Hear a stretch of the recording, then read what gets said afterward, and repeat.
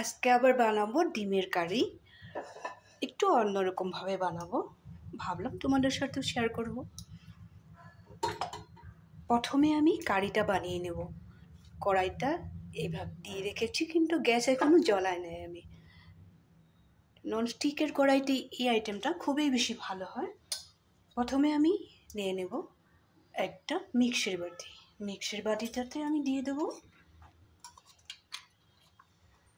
এক চামচের থেকে একটু কম গোলমরিচের পাউডার,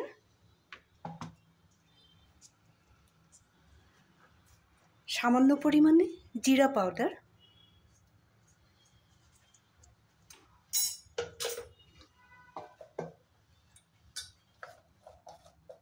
এখানে কেটে রেখেছি কাঁচা লঙ্কা, আদা কুচি আর পেঁয়াজ কুচি।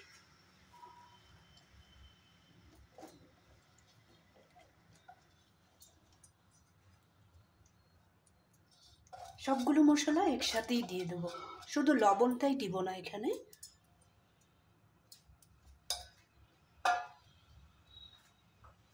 এখানে আমি রসুনও দিয়ে রেখেছি, বলতে ভুলে গিয়েছি। আচ্ছা ঠিক আছে, এইটা আমি সাইডে রেখে দিলাম। এখন আমি গ্যাসটা জ্বালিয়ে নেব।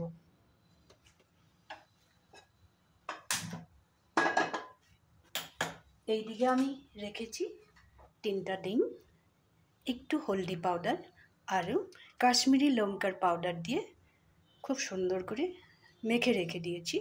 এখানে রেখেছি 2টা সিদ্ধ আলু।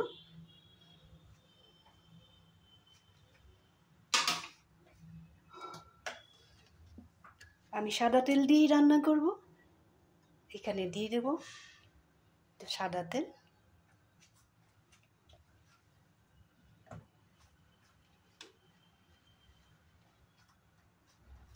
প্রথমেই দিয়ে দেব ডিমটা।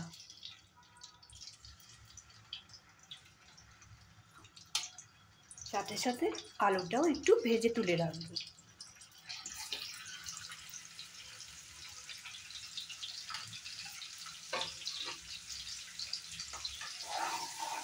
একটু সময় খুব সুন্দর করে ভেজে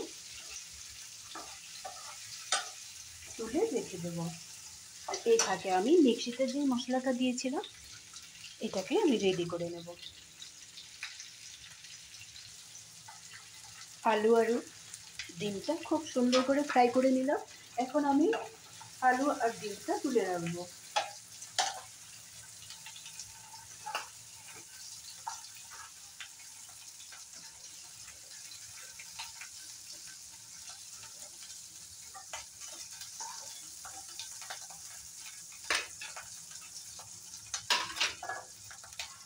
আর তেল দিব না। এখানে আমি কেটে রেখেছি একটা বড় সাইজের টমেটো। টমেটোটা এই তেলটার মধ্যে দিয়ে দেব।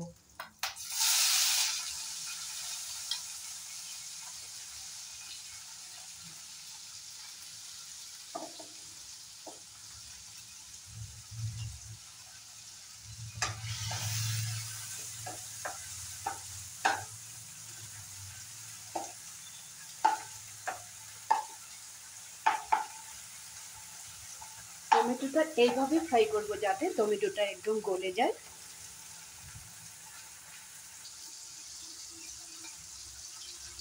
টমেটোটা খুব তাড়াতাড়ি গলার জন্য একটু লবণটা দিয়ে দেবো। লবণটা এখনো ব্যবহার করিই নাই, লবণটা দিয়ে দিলাম।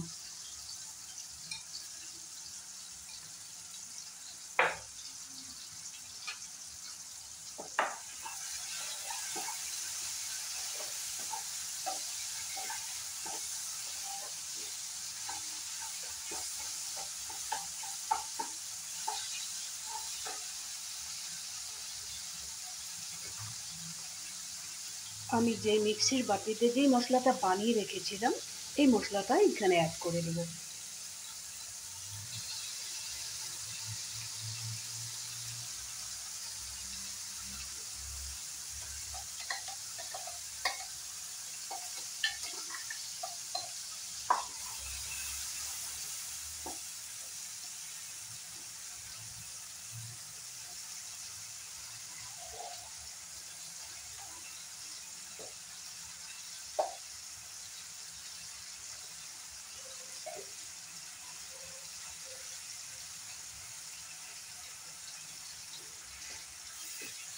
গ্রেভিটা বানাবার জন্য এখানে একটু জল দিয়ে দিব।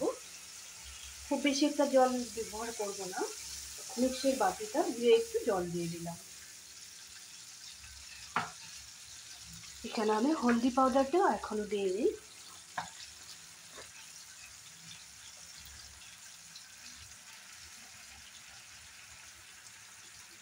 হিসাব মতো একটু হলদি পাউডার দিয়ে দিলাম।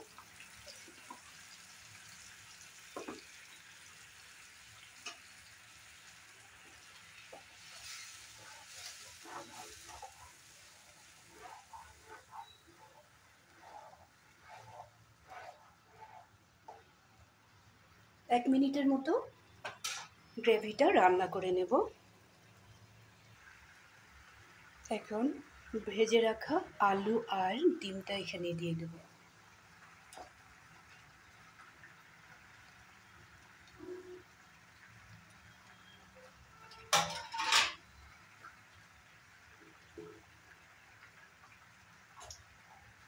সাথে দিয়ে দেব আরও একটা জিনিস, একটু রসুন বাটা।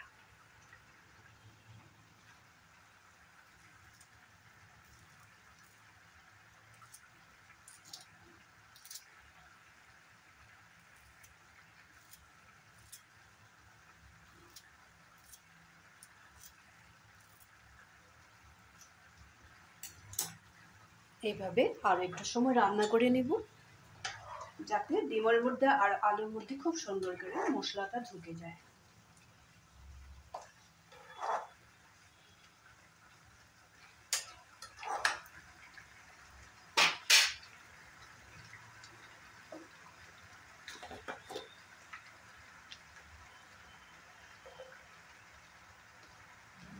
এই সময়টাতে একটু এলাচের পাউডার দিয়ে দেব।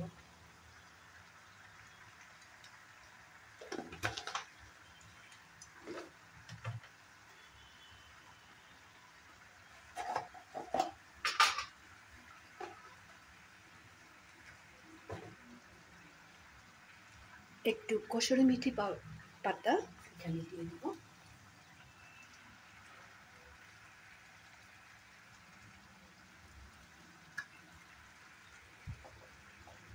আর খুব বেশি একটা সময় লাগবে না, একটু সময় রান্না করে নেব। এখন গ্যাসের ফ্লেমটা অফ করে দেব। অফ করে দিয়ে কেটে রাখা ধনেপাতাটা অ্যাড করে দেব এখানে।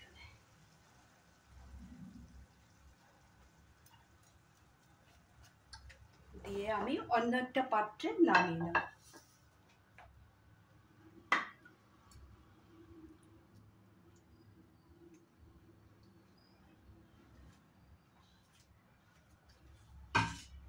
এইভাবে ডিমটা একদিন রান্না করে খেয়ে দেখো, খুব বেশি টেস্টি হয় আর খুব কম সময়ের মধ্যে হয়ে যায়। আজকের যে এই ডিমের রেসিপিটা তোমাদের যদি ভালো লেগে থাকে তাহলে লাইক শেয়ার তো করবেই, সাথে থাকবে। ভালো থাকবে তোমরা, সুস্থ থাকবে, বাড়িতে এইভাবে সহজে বানিয়ে খাবে। কমেন্ট করতে একদমই ভুলবে না। ভালো থাকবে, সুস্থ থাকবে। তাহলে আজকের জন্য রাখি।